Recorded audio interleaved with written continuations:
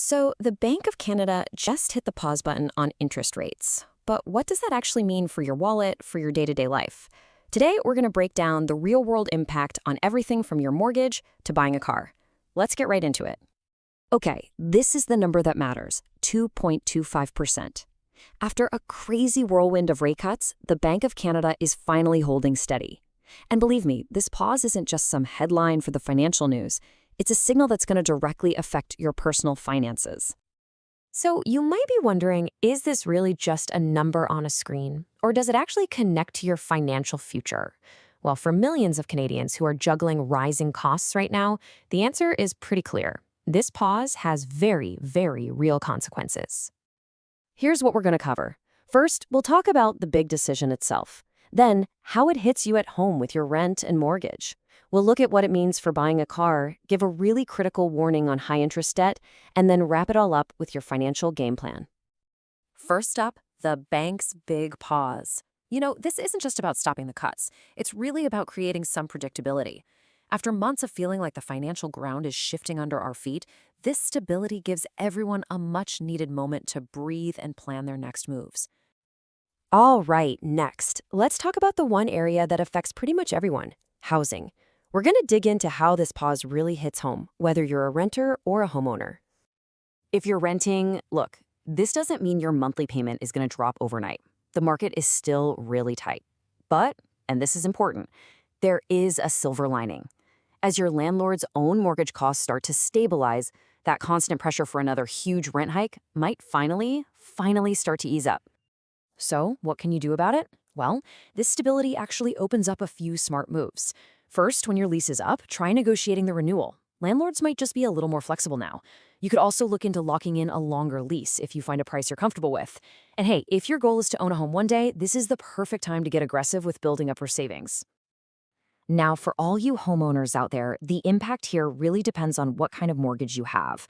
If you're on a variable rate, you can take a breath. Your payments are stable for now, which makes this a golden opportunity to try and pay down some extra principal. If you've got a fixed-rate mortgage coming up for renewal, you might still be looking at a higher rate, but at least that relentless upward climb has paused. The name of the game here is being proactive. First, stress test your budget right now. Figure out what you could handle if your rate did go up at renewal. Second, call your lender and ask about renewing early. You might be able to lock in some certainty. And this one is critical. Try to avoid overstretching yourself to buy a new home until the whole economic picture gets a bit clearer. All right, let's shift gears and talk about buying a car. If you've been putting off getting a new vehicle, this rate pause could be the signal you've been waiting for, that better deals might finally be just around the corner. So what's the best strategy? Well, if you're not in a huge rush, waiting just 3 to 6 months could really pay off as the market softens. If you absolutely need a car now, make sure you shop around for financing. Compare what your bank is offering versus the dealership, because dealers often mark up their rates. And if you're leasing, please read the fine print on mileage and wear and tear. Okay, we need to talk about something really serious now, high-interest debt.